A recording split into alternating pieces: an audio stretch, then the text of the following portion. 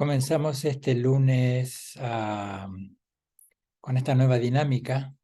de hacer cada lunes la práctica de Chenrezig, salvo el último lunes de cada mes, como este, que haremos la práctica de Sangyenmela. Y los miércoles, que ya está anunciado en la página web y hemos mandado ya correos, pero también comentarlo aquí, los miércoles vamos a hacer la práctica de Guru Yoga y la práctica de Mahakala. Y en nuestra página web están los horarios, la descripción y las, ¿cómo decirlo? Las características que tiene y quién se puede sumar en un momento o en otro en la práctica. Y los lunes, que siempre vamos colgando luego el pequeño vídeo al canal de YouTube, voy a empezar a numerarlos para que haya cierta facilidad en encontrar un orden correlativo, porque en este caso,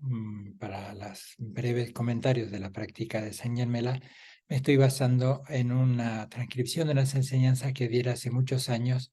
Trangul Rinpoche, Kyabje Trangul Rinpoche, Khenchen Trangul Rinpoche en Estados Unidos, y que luego se publicó en este libro, Enseñanzas del Buda de la Medicina. Y como el tiempo es breve y las enseñanzas del Vajrayana son complejas, ricas, me voy a basar casi en una lectura literal para ser muy fiel a la enseñanza y que lo que pueda aportar pues tenga un orden. El lenguaje a veces viene y el mensaje no siempre tiene un hilo conductor. Entonces, cuando corresponda a la práctica de Sangyenmela, al publicarla iremos poniendo ese número para que ayude lo correlativo a ordenarlo. En las primeras páginas del libro, como si estuviésemos también asistiendo a unas enseñanzas, muchas veces nuestros lamas, los rinpoches que visitan Daxankai o nuestro centro en Madrid, siempre hacen una entrada, un preámbulo, una entrada preliminar, y es contextualizarlo. Es como si dijéramos, vamos desde el centro desde la periferia hacia el centro. Entonces, en este caso, Lama Tashi Namgyal, que es quien ofició de traductor del tibetano al inglés y alguien muy reconocido por sus capacidades como traductor y su experiencia como lama, siendo él occidental, pues transcribe esta introducción que voy a comentar. Decía en ese momento, y es totalmente vigente esto, que todas las enseñanzas del Buda pueden incluirse dentro de dos categorías. Ahora hablo yo, que hay muchas maneras de ordenar las enseñanzas del Buda y todos los comentarios que vienen por detrás en todos los siglos posteriores al paranirvana del Buda. Hablaremos a veces de 3 vehículos, de 9 vehículos, el Bodhisattvayana, bien. Entonces, volviendo al libro, que todas las enseñanzas del Buda se pueden incluir dentro de dos categorías. Y hace una referencia aquí a Shamatha o Shine y a Vipassana o Lactón. Está haciendo una división dentro de la experiencia contemplativa, dentro de la experiencia meditativa, Shamatha o Vipassana.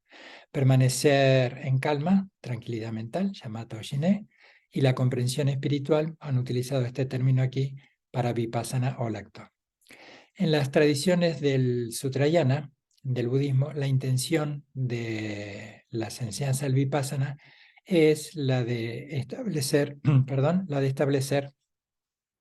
la ausencia de una identidad en sí misma, la ausencia de una existencia en sí misma del individuo, llamado a veces el no ego o el no yo del individuo, y la ausencia de una verdadera existencia de los fenómenos materiales, lo que genéricamente podemos decir cosas, ¿sí? La intención de las enseñanzas de Vipassana o del Lactón, de la primera parte de las enseñanzas del Mahayana, aquí tenemos otra definición también cuando hablamos de Sutrayana, de Mahayana, de Vajrayana. La intención de las enseñanzas de Vipassana, de la primera parte de las enseñanzas Mahayana, contenidas en el segundo giro de la rueda del Dharma, es la de ampliar esa comprensión para incluir la ausencia de una verdadera existencia hasta de los fenómenos más sutiles. Los fenómenos más sutiles, como por ejemplo átomos, materia subatómica, la energía, el tiempo y todas las formas de conciencia. Esas dos comprensiones juntas se designan como el doble no yo, o la ausencia de entidad individual del individuo y la ausencia de entidad individual de los fenómenos. Estas dos formulaciones están incluidas en los términos shunyata y vacuidad. Y una aclaración que siempre recibimos, que el hecho de hablar de una no identidad en sí misma, como algo único, monolítico, permanente, que ha surgido por sí mismo, que se mantiene en el tiempo inalterable, el explorar la contradicción que esto implica, porque las cosas no surgen por sí mismas, están multicompuestas, en un constante cambio, pues no implica una idea nihilista o en términos más cercanos el negar nuestras necesidades como individuos en lo personal, en lo colectivo.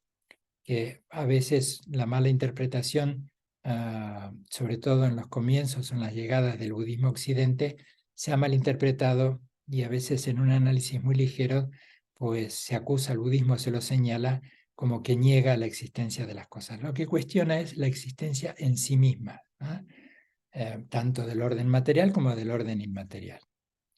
Pero al mismo tiempo, lo que hacen las prácticas como la del Vajrayana, Sanyamela, Chenrezig, etcétera, en sus etapas de creación y disolución, es la deconstrucción del yo, cuando vamos visualizando y visualizándonos como la deidad, como la divinidad, pero ese yo deconstruido es lo que da paso, vamos a poner esta idea muy simple, como si fuéramos quitando las capas, la corteza, hasta que quede la esencia, que no tiene ni forma, ni volumen, ni peso, pero sí que se expresa con la forma, con el aspecto de la divinidad, de la deidad. Hecha esta aclaración, vuelvo al texto. Dice, estas dos formulaciones están incluidas en los términos de Shunyata, sánscrito, Tompañí tibetano, vacuidad. La segunda parte de las enseñanzas Mahayana, en donde el pilar fundamental es la sabiduría y la compasión, y esto se expresa en el tercer giro de la rueda del Dharma, continúa para enseñar que la vacuidad no es simplemente una mera nada, ni meramente la otra cara de la moneda de la interdependencia, ni siquiera simplemente un estado más allá de toda conceptualidad. Que no es, vacuidad no es, me invento el término, nadidad, que hay allí una gran riqueza que ahora seguramente el texto lo dice. El tercer giro enseña que esta vacuidad, aunque carece de cualquier característica limitante tal como color, forma, tamaño, localización, sustancia o género, y está vacía de todo velo cognitivo o emocional, no está vacía de su propia naturaleza. Este es un concepto al que hay que volver una y otra vez, y hay un largo recorrido en todas las escuelas filosóficas, desde la Vaibhásika, la Sautántrica, la escuela Chittamatra solamente, o la escuela que es la escuela fundamental del camino medio, ¿sí?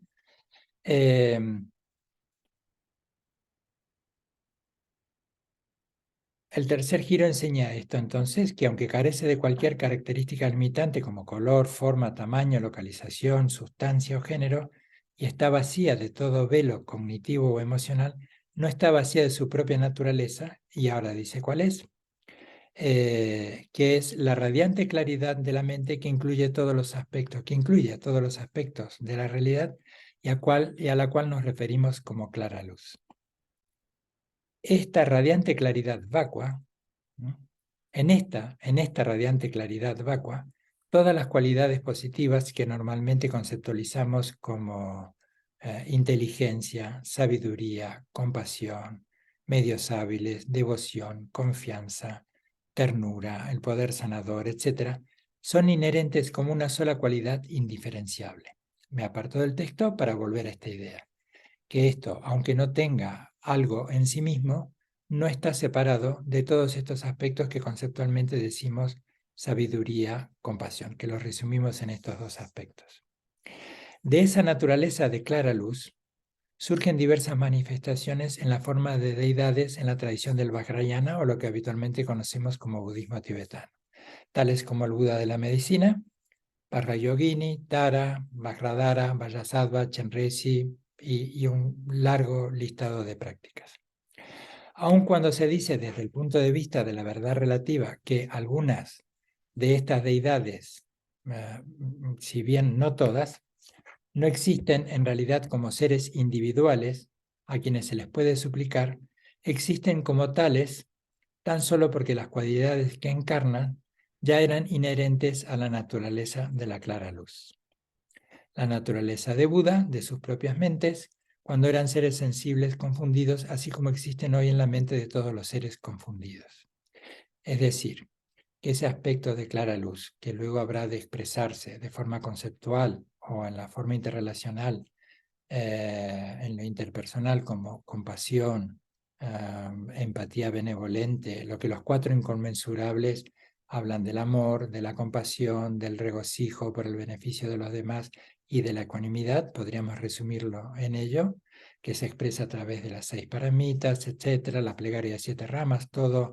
los elementos que contribuyen para que nos vayamos acercando y que la práctica vaya despejando todos esos velos, los cognitivos, los emocionales, hasta que la clara luz, que ya está presente en todos, no es algo que se integre, no es algo que se incorpore, sino que así como un escultor a golpe de martillo y cincel de un bloque monolítico de granito sin forma va quitando lo que no es para que quede una forma perfectamente delineada, pues podríamos utilizar ese ejemplo de martillo y cincel, y que es la complejidad y la riqueza de las prácticas de creación, disolución y todo el aspecto previo de la plegaria al linaje, la visualización, lo que es la etapa de Kierrim,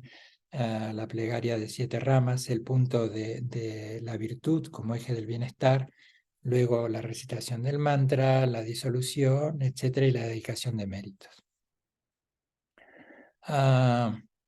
La naturaleza esencial de todas las deidades, para avanzar un poquito más en esta lectura, dice que la naturaleza esencial de todas las deidades se puede comprender mejor si se comprende la naturaleza esencial de su cuerpo, de su palabra y de su mente. El cuerpo de la deidad es la unión de apariencia y vacuidad, y surge en la experiencia del practicante, a ver cómo podemos hacer esto más cercano y entendible,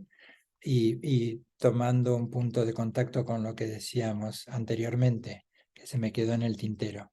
que existen hoy en las mentes de todos los seres confundidos. Ese aspecto de clara luz está presente en todos nosotros. El punto de partida de todas las enseñanzas que nos dejara como el Buda, en los sutras, las exégesis y los comentarios, apuntan en esa dirección, a esa noble y profunda cualidad de sabiduría y de compasión, clara luz, y hay otras maneras, Tathagata-garbha, Sugata-garbha, hay muchos términos, Dharmakaya,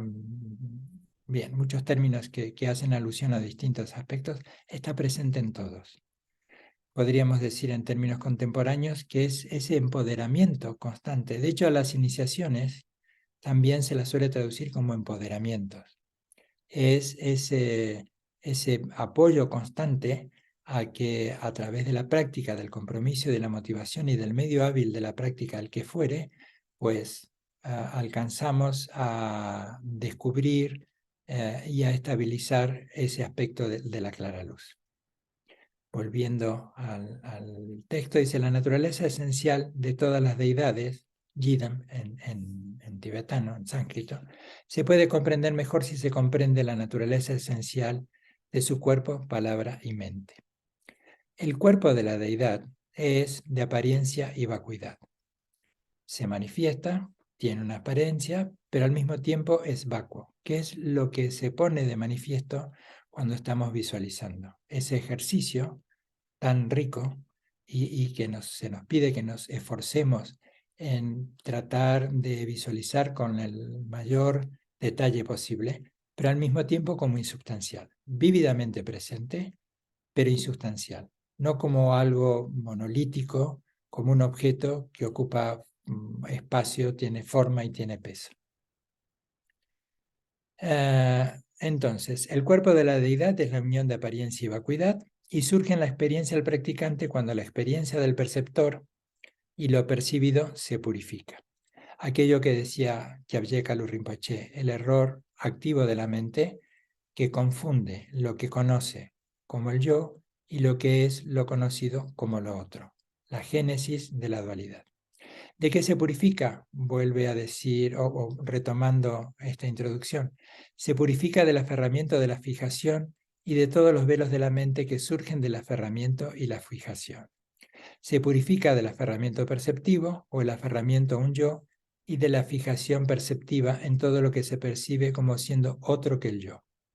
En las palabras de Guru Rinpoche, cuando el perceptor y lo percibido se purifican, son el cuerpo de la deidad, clara vacuidad.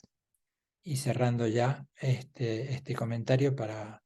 no hacerlo muy denso. Agrego dos cositas más. La palabra de la deidad es la unión de sonido y vacuidad. Todos sabemos que el sonido es intangible, pero los sonidos, sin la experiencia de su vacuidad, tienen un enorme poder para herirnos, insultarnos, exaltarnos, alegrarnos, fascinarnos, etc. Suelo poner como ejemplo, cuando se nos habla en un idioma que no conocemos, puede quien esté hablando con nosotros tener un aspecto amable, todo el lenguaje corporal de una sonrisa, pero a lo mejor pícaramente nos está insultando, se está burlando de nosotros, pero como no lo entendemos, ese sonido lo asociamos a ese aspecto de una cara sonriente, un cuerpo relajado, y bien, y estamos allí cómodos cuando en realidad si entendiéramos el idioma, verían que se está quedando con nosotros. Y por otro lado, cuando escuchamos de los más pequeños en nuestra familia que nos critican, nos censuran o nos dicen tonto, pues hay cierta, aunque no lo mostramos, porque de esto va la educación, pero por dentro pues nos da hasta un punto de ternura que un pequeñín de 3, 4 años nos diga tonto. Pero si lo escuchamos de un igual, de nuestro jefe, de nuestra pareja, de nuestros amigos, ese mismo sonido, esas pocas letras, esa misma sonoridad, pues desarrolla en nosotros una reacción emocional distinta. Así que sonido y vacuidad, solo que, como decía Kyabje Kalu Rinpoche, aquello que conoce ese aspecto de clara luz que podría estar conviviendo y de manera operativa, sonido y vacuidad, lo confunde como el yo, y el yo es lo otro, el que me dice tonto y yo que lo recibo como un agravio. Volviendo al texto. Pero cuando los sonidos y las comunicaciones verbales se experimentan como meros sonidos, como la unión de sonido y vacuidad, su poder sobre nosotros se disuelve y lo experimentamos con perfecta ecuanimidad sin que nos genere ningún conflicto. La mente de la deidad es la unión de cognición y vacuidad. Las experiencias de las 5 conciencias sensoriales y de la conciencia mental dan lugar a un caleidoscopio constantemente cambiante de pensamientos, aflicciones mentales, sentimientos positivos y negativos, sensaciones felices, dolorosas, lo que conocemos todos por experiencia propia. Y sutiles percepciones dualistas que en ausencia de una comprensión experiencial de su vacuidad tienen el poder de involucrarnos en los melodramas mentales más deplorables y estrafalarios. Puedo dar fe por mí mismo, sí. Aunque a veces muy sutiles que con su consecuente sufrimiento. Pero cuando reconocemos la vacuidad esencial de todas esas experiencias y dejamos de acogerlas y de rechazarlas, se disuelven o se autoliberan en su propio lugar, el espacio de la cognición vacua. Antes de dejarlo aquí, recordar que todas las deidades comparten estos 3 aspectos de la naturaleza esencial, que también llamamos Mahamudra o Dzogchen, y todos los practicantes que meditan en las deidades con la suficiente diligencia y perseverancia llegarán a realizar esa misma naturaleza, el cuerpo, la palabra y la mente de la deidad, al convertirse en la deidad misma. Y es lo que se nos alienta en todas las prácticas, se hace más explícito en el texto de la plegaria de Chenrezig que en la post-meditación. Y para que no hagamos algo tan estanco como aquí la meditación y para allí nuestra vida cotidiana, pues contemplemos, si repasamos el texto, lo encontraréis fácilmente, todos los sonidos como el sonido del mantra, sonido y vacuidad. Pero esa vacuidad no es, y ese sonido no están carentes de cualidades. En el mantra de Chenrezig, por ejemplo, cada una de las 6 sílabas habla de la liberación de un estado de sufrimiento de los 6 reinos de existencia, de una paramita, etc. En el caso de la práctica de Sangyen Mela, su poder sanador, ¿no?, junto con la visualización. Entonces se nos invita a que todo lo que es sonido en nuestra vida cotidiana lo experimentemos como si fuera el sonido del mantra. Que ese sonido y vacuidad tenga esa esencia fundamental de compasión y de sabiduría. Todas las imágenes como si fueran la deidad, es decir, que nos visualicemos nosotros y a todas las personas con las que cohabitamos o allí donde estemos como una expresión de esa propia deidad. Es decir, por ejemplo, aquí en la sala estoy acompañado por 4 o 5 compañeros, pues es decir, esto que hay 4 o 5 Budas Menla aquí, aunque cada uno tiene un aspecto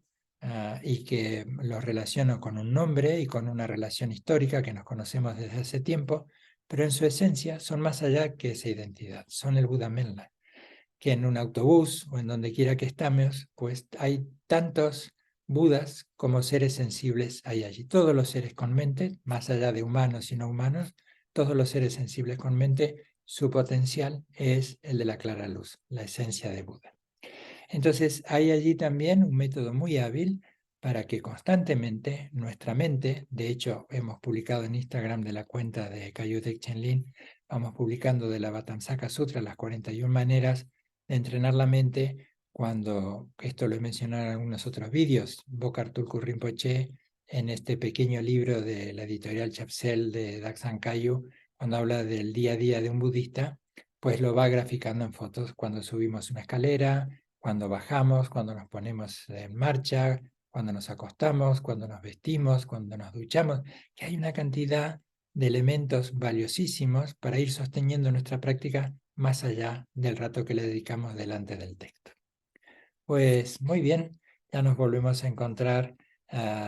los próximos lunes, bien sea con la práctica de Sangyen Mela o con la práctica de Chenrezig en estas media horita de acercar algunos aspectos de cada una de las prácticas. Muchas gracias.